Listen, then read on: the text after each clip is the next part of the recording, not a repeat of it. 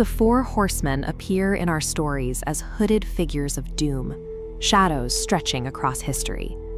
In the original first-century text of Revelation, their arrival follows a calculated, lethal logic.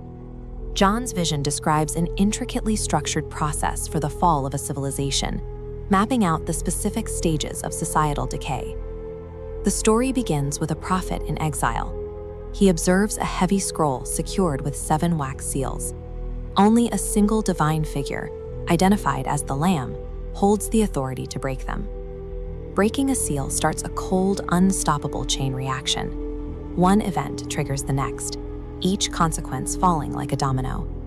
These 4 riders represent the systematic unmaking of the human world. Their progression exposes the terrifying fragility of our modern society. The first seal snaps. John hears the noise of thunder, and a celestial voice echoes with a simple command: "Come and see." Out steps a white horse. The rider carries a bow and is handed a crown. He rides out conquering and to conquer. Civilizational collapse begins with the rise of a charismatic political force or an ideology sweeping across borders. It is a power that promises security and order while systematically subjugating the masses. Rapid, aggressive conquest carries an inevitable cost.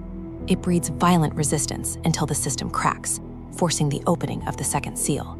A red horse emerges. Its rider is handed a great sword, and he is given the power to take peace from the earth. He forces men to slaughter one another. Unchecked political ambition plunges humanity into visceral global warfare. The conquest of the first horseman demands the blood of the second. When global conflict smashes supply chains and burns farmlands, the third seal breaks. This introduces a black horse.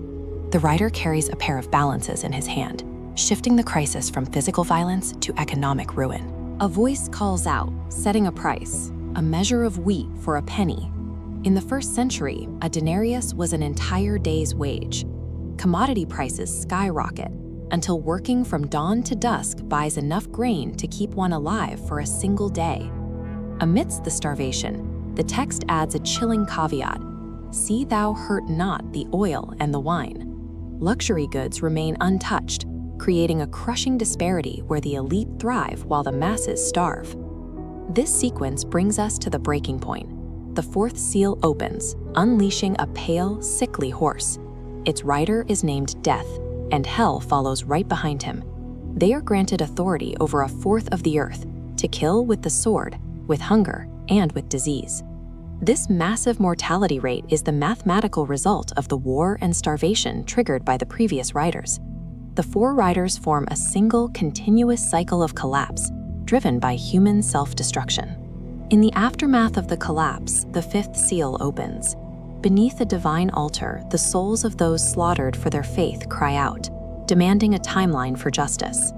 That justice arrives with the 6th seal.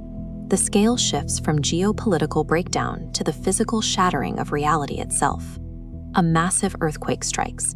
The sun turns black as sackcloth, the moon becomes like blood, and the stars of heaven fall to the earth, dropping the way a fig tree sheds its fruit in a heavy wind.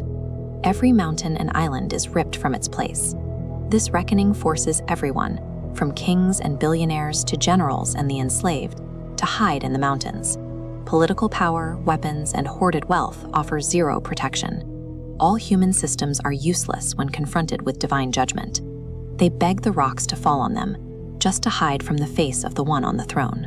When the political and economic pillars of our world prove this fragile, where do you place your security before the systems of man inevitably fail?